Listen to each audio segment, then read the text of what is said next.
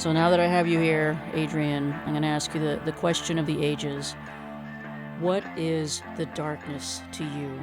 Or what is dark to you?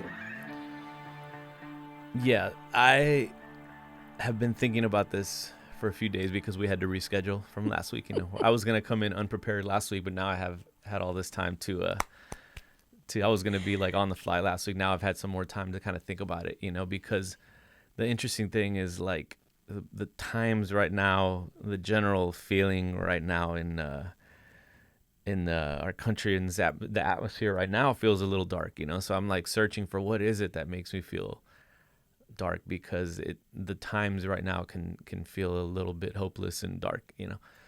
But I wanted to instead focus on not on darkness as something negative, but as something not, I wouldn't necessarily say positive, but I was thinking of it more as a spectrum. And to me, I was kind of thinking of the analogy of how darkness is when you can see stars. It's like it's really the time I've been kind of getting into. I mean, I'm like super amateur with it, but like getting into dark sky stuff. Celeste got me a membership to the Dark Sky International organization, and I've been really kind of getting into stars. Again, don't ask me questions. I'm super beginner, but I've really loved dark sky cities and dark sky places, and I was thinking about that. I'm like, there are places where you actually see the most beautiful display of lights that you'll natural display of lights that you'll ever see, and they were by many used to guide or to some people live their life according to what the stars are telling them. So I was kind of more focusing on something like that, and in that I was kind of thinking of darkness less as a endpoint, but more of a spectrum, of what it actually is. I tend to hear that frequently, whether people say that out loud or not, that it is a spectrum. This whole black and white business of good and bad.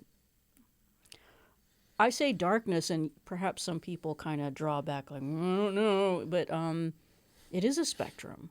And when you're talking specifically about watching the stars and, the nighttime, and the place to go and do that is a place with not so many city lights just taking up the entire...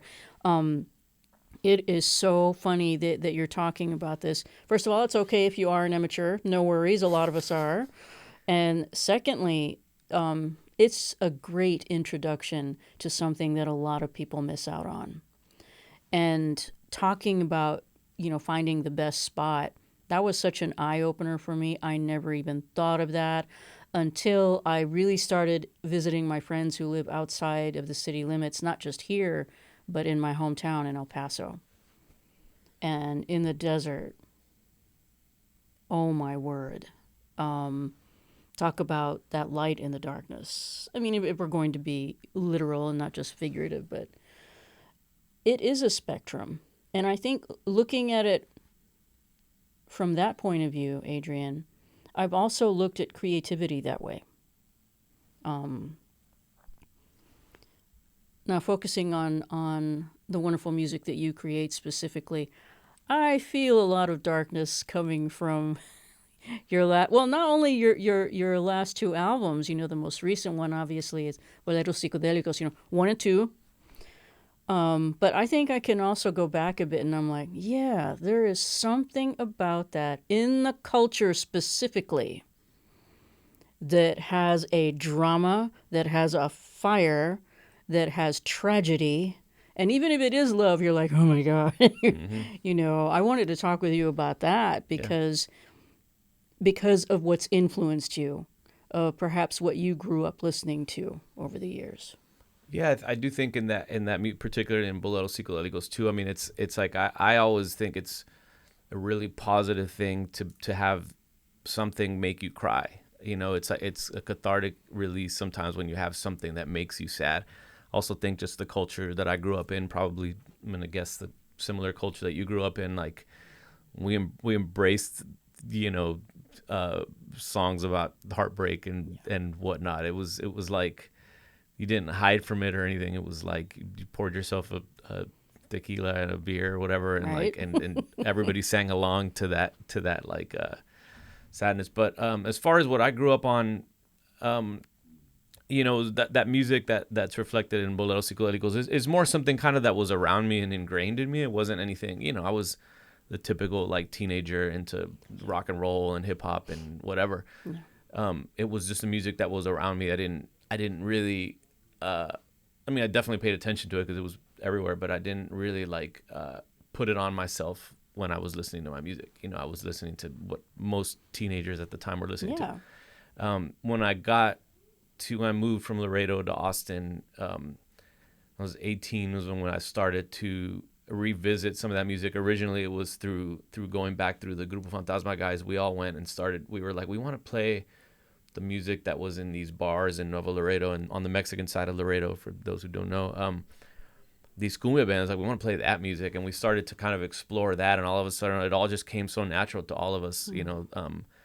I'm referring specifically to the guys that moved up here from Laredo as well, and we started Grupo Fantasma. I was like, man, this music just feels, obviously we had to work at it and we had to study it and we had so much respect for it, but it was like, it really came natural to us. We were like, it just instinctively knew. So I think actually moving here and moving away from it is what moving away from my own hometown and my culture and my family, what made me kind of appreciate it more, where I was like, man, I love, when I was in Laredo, and especially the last couple of years of like high school, I just had my eyes set on Austin. I was like, Austin is so cool. And that's exactly where I want to be. I got here and I was like, there was something incredible about growing up there and growing up with all that music around and whatnot, and I think it made it's probably the biggest thing that influenced what I would do later in life. It's all around you, and I do feel it's instinctive. You've got it in you. I always hear it's in your blood. And I'm beginning to think, yeah, that's true. I think being exceptionally nerdy when I was a teenager, and then, even in my 20s, I was revisiting stuff not only that maybe my parents were a little more familiar with, but there was a syndicated show, and forgive me, I don't know the title of it. It was a radio show. I think it was on AM radio where I heard it. And yes, I was playing AM radio. That may mean nothing to a lot of people. Yeah. But it was a syndicated program. It wasn't produced in El Paso, but it was phenomenal. I don't know if it was because I had become a little hooked on early jazz, but all of this early jazz that I was digging through in the library again, and then stuff that my dad told me about. So this program, though, was all in Spanish, in Espanol, and the whole thing, this guy was digging up stuff from the 40s, the 20s, and I would sit outside, little Queenie with her iced tea, on my mom and dad's porch, and I would just listen to the whole damn show. Wow.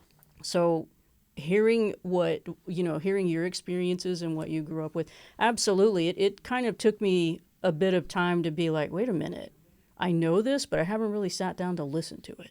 So there I am rubbing my hands together.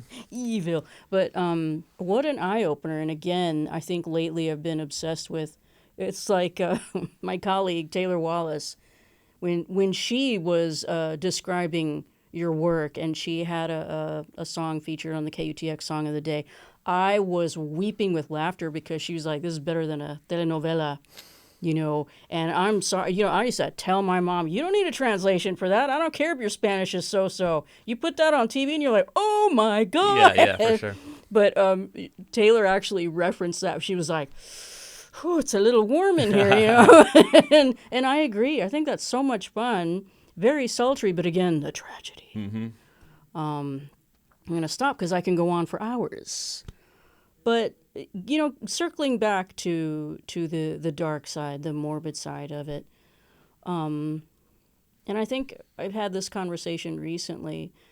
Do you think that's a natural part of our culture? And yes, I do believe we have very, if not similar backgrounds, they're absolutely comparable. But I tend to think it is, especially in terms of death or the way we handle something, serious situations, there is a morbidity For sure. that I grew up with, and maybe I wasn't even aware of it. How do you feel about Absolutely. It's again, like, it's one of those things that we there's a Day of the Dead, you know, that? there's Well, of course. obviously, and there's a lot in the culture, and I will always wonder sometimes if a lot of it came out of a reaction to like Catholicism, you know. I think because Catholicism is such a big religion in Mexican culture, Latin culture, that I think it was like people hanging on to like the spectrum, you know, of like, well, hold on, we also have to honor like death and those our ancestors and things like that, you know. I think it's like it keeps everything kind of balanced. It is a balance, and I did grow up Catholic. Yeah, That so should did I. answer some questions. So did I. Yeah. I just remember some of the imagery when I would go to church, and I don't. Maybe it's because I was taught now you need to have this reverence, so maybe I didn't think the imagery was that spooky. But I don't know. I mean, I'm going back, and I. Yeah, there was even, I mean, even in Catholicism, so if you really look at it, like some of the imagery itself is a little bit embraces a little bit of that, you know. Because I remember being scared. Yeah. Yeah, there's a meme I saw that was like a kid, and it's like, why didn't you like to go to grandma's house when you were a kid? And it was like the picture said grandma's house, and it was this huge like cross with Jesus looking at you on the bed, like with, like bleeding, looking at you. Oh yeah. Those are really intimidating and dark, and yeah. Now, kind of getting away from that specifically, I was going to say, what other types of music, say like, growing up as a kid, do you remember anything particularly, dark or maybe hard or, that you liked especially, or maybe some of your favorite artists? Yeah, I mean, I listened to entry level metal, but was not as deep as my friends, and I had Metallica and Megadeth and whatever. But I think hip hop was like the first music that I like really was just like, wow, that's it. I'm not latching onto that. But then I started to play guitar when I was, I think, a eighth grader, maybe freshman in high school, eighth grader. And like the next year or so was when like I remember Rage Against the Machine came out, and all of a sudden I was like, oh, the guy's sort of rapping and it's heavy as hell. Like I remember kind of gravitating towards that like real quick. My rap rock days stopped hard at Rage Against the Machine. I took a hard stop after that. I was just like, anything that came after that, there was very little that I ever, to me, a lot of it, I was like, nope, not done doing this anymore. But like I recall that era because suddenly I could like pay attention to the guitar riffs as well, and yeah, that's one that like jumps out to me that was just heavy as hell. Even if you didn't understand what he was talking about, like you just wanted to punch a hole through something in solidarity with when you figured out what he was talking about, that, because so much of that was also just over my head at the time. I was like, I didn't know about Leonard Peltier. I didn't know about some of the even just some of the injustices and things like that. I think I was just like a little too young to really truly grasp it. And also just growing up in Laredo, in a town that's predominantly Latino, Mexican, whatever you want to call it, was like 96% or something. So there was a different atmosphere in the air that we weren't like necessarily feeling an injustice down there because we weren't like being discriminated against. We were the majority down there. So, but that was one music that I like just jumps off to the top of my head where I'm like, yeah, I remember that was the perfect marriage of like heavy stuff and still kind of into the rap stuff. Yeah, definitely the heavy stuff. I used to say in El Paso, if you didn't want to listen to the radio, there were two things that saved your life, and that was heavy metal and punk. The punk stuff for me came later, obviously, but I remember the metal quite a bit. And early on, because I was a fraidy cat, and I would see these copies of albums by Iron Maiden, I'd be like, but I wanted to hear it. I remember I was just telling my kids this, that when I was a kid, my aunt took me and my two cousins. My cousin Pancho was a few years older than me, and he was like, had the like metal posters on his wall and had the poster of Samantha Fox, and like he just like the straight up Stranger Things like teenage teenager like metal kids. Like he had all Absolutely. that, and he had the what was the Iron Maiden? Well, Eddie. Eddie. And I remember going it was my little cousin, my older cousin Pancho, and my aunt took us to the mall to buy. She was buying us each a cassette tape, and I Nice. bought Iron Maiden's Seventh Son of a Seventh Son, and she pulled me aside and was like, "Mijo, just because your older cousin listens to this music, you don't really have to listen to it." I was like, "No, I want to buy this," and she was like, "Well, don't let him influence what you're." I was like, "No, I totally want to buy this." So, yeah, Eddie. I mean, the imagery and all that was just so cool. You know, it's such a whole culture of that kind of music. You know. Yeah, my mom hated it. Yeah. I mean, I don't. You know, it's interesting though. She may not have liked it, but when she and my dad would talk, my dad would be like, "The bigger deal that you make out of this, the more they're gonna want to do Exactly. it." Yeah. So I feel lucky that they were not strict and they Mm-hmm. didn't, calm down like you can't do this. Now, granted, my posters were a different story. Yeah. Having something like, as I got older, having Eddie up there myself, now he's just like this sentimental figure to me. Mm-hmm. I'm like, oh, look at Eddie. I remember Totally. Ace is High. Yeah. Stuff like that. But I feel very fortunate that I was able to kind of explore and check stuff out. And I was open to recommendations. And I think that was kind of cool. Especially in high school, we thought we were such badasses, Adrian, because I knew about all these bands. And okay, good for you, kid. But I don't know. I don't really remember my mom going, what is that? As long as we, I don't know, used headphones and didn't blast everything all the time. My parents never. I mean, they were strict, but I wasn't like a rabid child like running around, but they were pretty strict. But with music, they never censored like anything. I had friends who, especially when the parental advisory stickers started coming out on the rap tapes, like it had to like sneak off and like listen to music to that. And my parents never like censored anything, and it also just makes it like it's not taboo. So you're not doing it to rebel against your parents. You're just like the novelty of like the bad words wears off if it's not pissing off your parents. It's like. I mean, I was like way into NWA, and I was like, "Damn, this is hardcore." But then after a while, I was like, "It's like just what they're talking about, or whatever." But I wasn't. I had friends whose parents were like censoring all their stuff and making sure that they didn't listen to that. And I'm like, it just makes them want to do it more. It's like, like you're gonna do it more. You're gonna sneak around more. You're gonna get the worst of it. Yeah, we're raising 2 kids, and I always tell my oldest daughter, who, when she was just getting into music, I'm like, nothing you're gonna put on is gonna like. I don't know, the Cardi B WAP song. That's some stuff. That one I was like, oh, maybe I'm not supposed to be listening to this with you. You can listen to it on your own. But yeah, I remember when that came out, I was like, I'd read about it and I didn't know what it was. And I was like, we should play that Cardi B song. And we played it. I was like, maybe you listen to this one with your friends. Dad should not be playing this one. Yeah. So anyways. I think that's fair enough. Yeah. You have beautiful kids. I'm like, I'm not worried about them. They're being raised the right way. Yeah. So yeah, you're right. I can't help but laugh. I'm like, that made me blush. I was like, Cardi B. That was hardcore, yeah. Cardi B what? Yeah. Don't tell me. But yeah, I never had censorship, so I really like dug into all kinds of stuff, all kinds of music, and again, like I appreciated it at face value and not so much just as some sort of like rebellious thing, No, not at all. It's just something that you love. And I connect sounds all the time. Doesn't matter what I'm listening to. And I think a lot of that, of course, connects us to specific memories and things like that. And that was one of the things that I've been curious to ask you about. How you feel about cinema, your connection to film. Because, and I would think in particular, I had these experiences with Boleros Psicodélicos, both albums.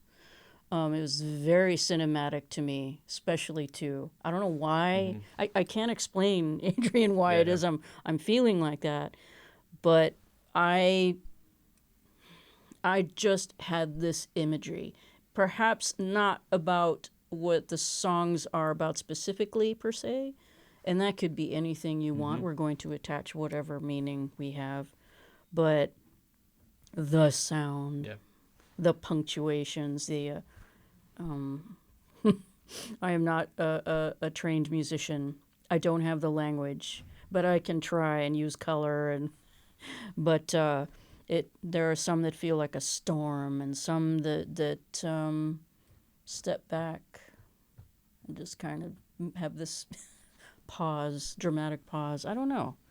What is your connection to cinema? I think because I don't sing or write lyrics, the lyrics in music are usually not the first thing I gravitate towards. So when I'm listening and when I'm like attracted to music, it's usually actually secondary for me. The lyrics usually come second. So when I'm making my own music, I try to pretend, well, and normally with especially with Bolero's albums, the music, a lot of it is recorded before it even gets to the singer. So I try to make that a movie. I try to make that like something where you can, the way I close my eyes and like can picture things when I'm listening to music without even the words telling me the story. If you remove the words, if it can tell you a story without the words, then that's where my brain gets tickled. So I try to make the music something where you can listen to it, and before you even feel the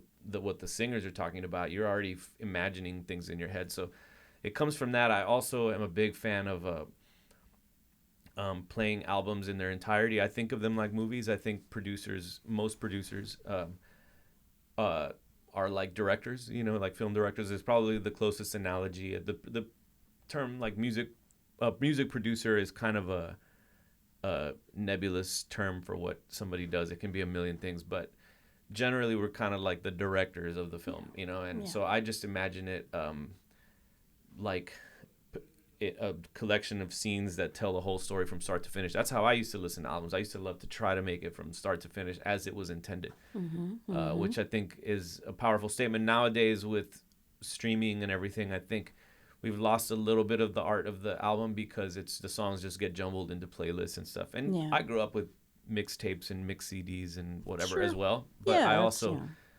when you can enjoy like a work of art, like an album, ideally it was made like a film, And as a matter of fact, Ed Maverick, one of my collaborators on this album, incredible artist, young artist from Mexico, his last album, somebody was telling me about it, and they're like, I don't think the whole album's out. It's only one song. And I'm like, no. And we checked. He released it as one song as the entire album so that you cannot skip it. Like, that's insane. That's incredible. I was like, I wish I was as like bold an artist as that. But like, Man. I wish I could do that. But yeah, my friend was confused, and we looked it up, and I was like, yeah, because I had heard the album. He had sent it to me before, but he sent it to me as one link like that. But I thought he just hadn't like chop the songs up, but no, it's literally on streaming services as one song of one like 45-minute song, so that you only can listen to it as he intended. Where I'm like, that's wow. Anyways, it was really cool. Hats off. Shout out Ed Maverick. Yeah. Just shout out, because that's another evil plan that I approve of. Absolutely, 100%. Every like person, every manager, record label person, radio person, everything would like jump off a bridge. You're just like, no, this is a nightmare. Like, there's no way to promote it. There's no way to like get a single on the radio. There's no way to like whatever. So sorry, but I'm not.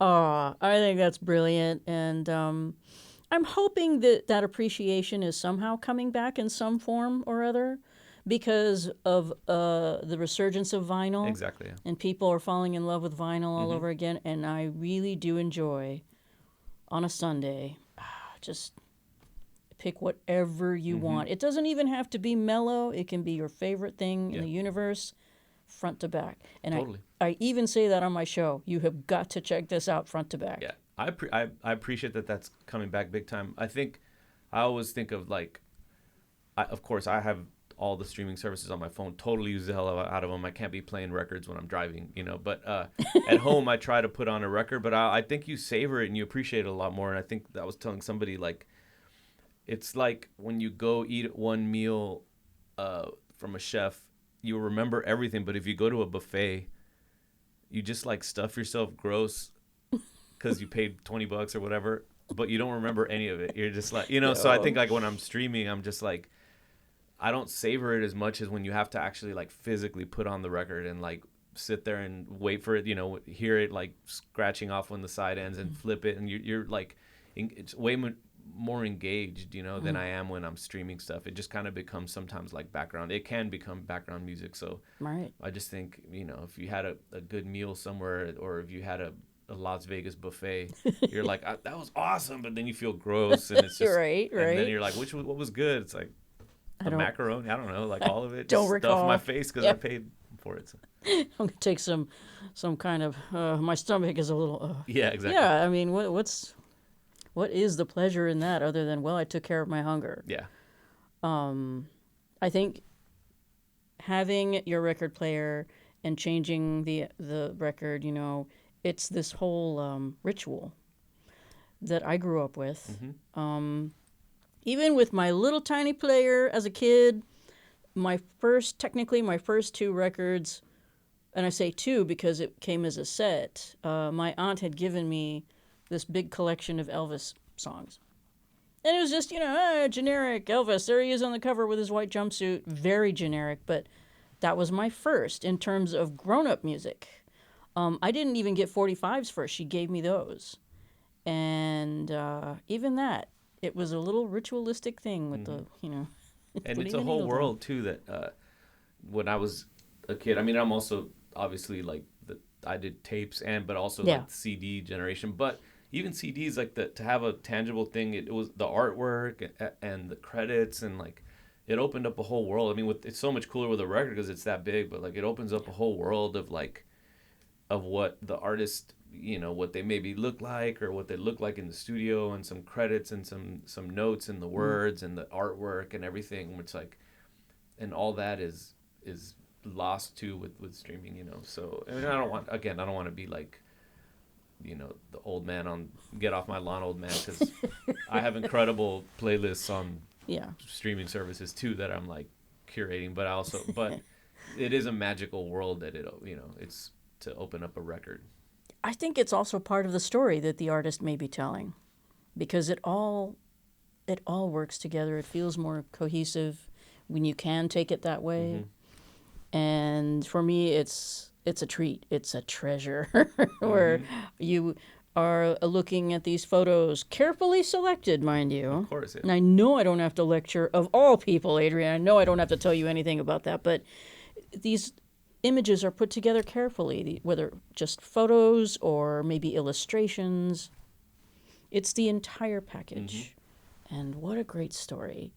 Even though, and I keep saying this, I feel it's very important, no matter what the theme may be, no matter what the actual stories in the artist's head are, we are going to project our own story, For sure. which I think is a huge part of why music is my first love. Don't know. Call me crazy, then I am. Yeah. Totally crazy. I have an odd question. It just popped into my head. Thinking about, looking at the album or even your cassette, and that was me and Kate Bush. Hounds of Love, just opening it and obsessively reading the lyrics and wondering who the two dogs were, which, by the way, that's Bonnie and Clyde. Oh, wow. Okay. And obsessing over side A and side B and the stories that came from these. And some of it was scary. And I wanted to ask you, is there a particular piece of music or an album that still haunts you today? Haunting. Okay. Yeah.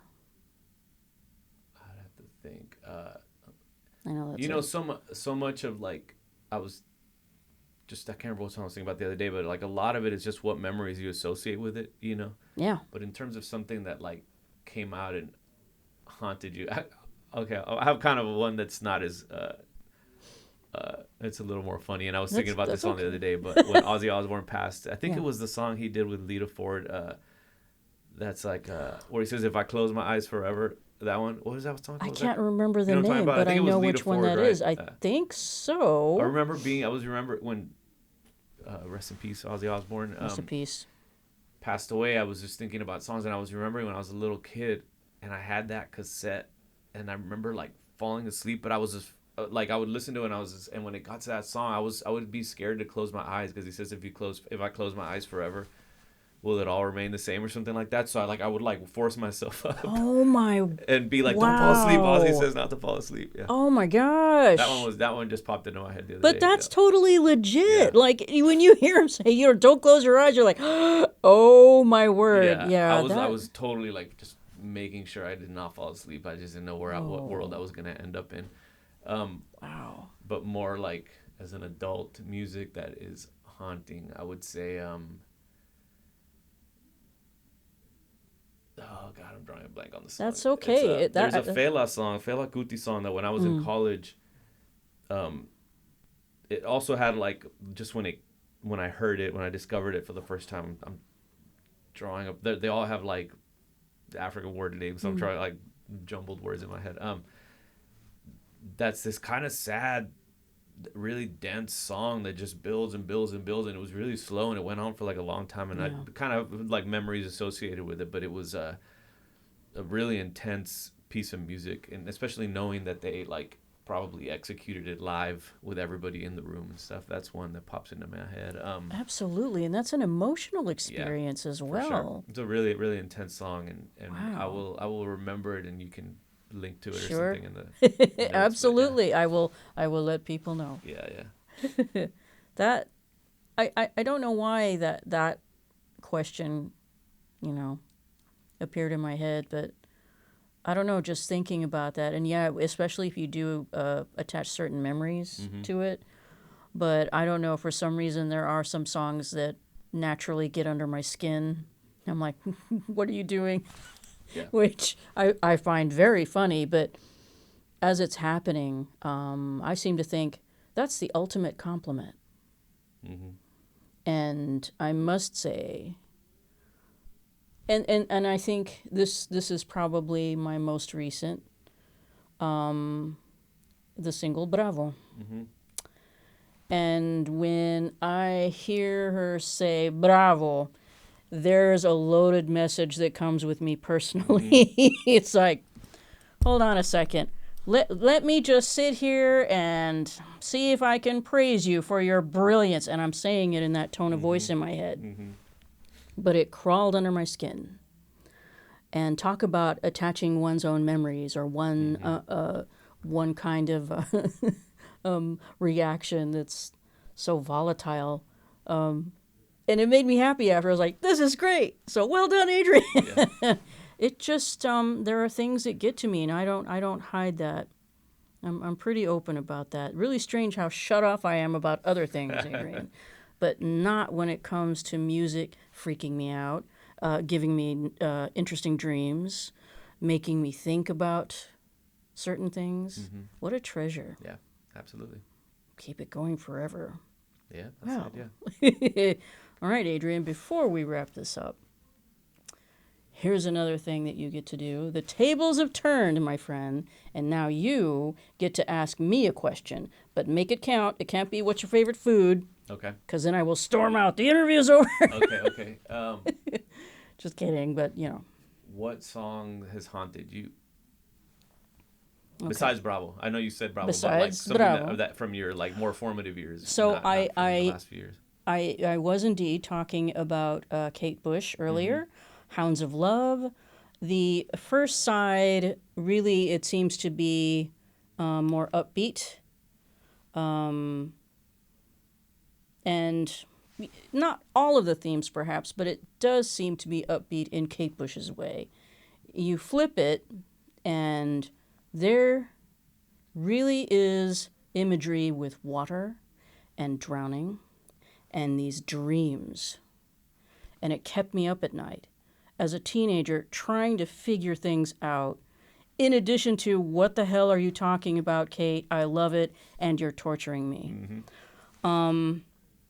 Also, and they were just in town recently, as of this recording, the album Shuttered Room by The Fix.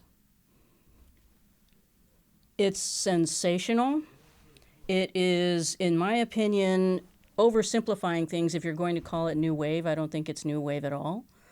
And the way Cy Kernan writes songs, it's not just lyrical, it is intensity that he's truly feeling. He doesn't pen things simply. And there are some songs on there that gave me nightmares. Okay. and again, but I don't think, ooh, boogeyman. I don't think in terms of a monster or this horrible. It's just the overall feeling and the sense of it. And there's a little bit of dread. There's a tension. I love it all. But again, I think that one also. Okay. And one more, and then I'll stop nerding out. No, go ahead. And I'm I hope anyone listening doesn't start to roll their eyes, but it's absolutely true. I think about the title track to Blunderbuss, and I misused the word once, and my dad was like, "Are you sure you know what you're talking about? Do you know what a blunderbuss is?" Joke. Mm-hmm.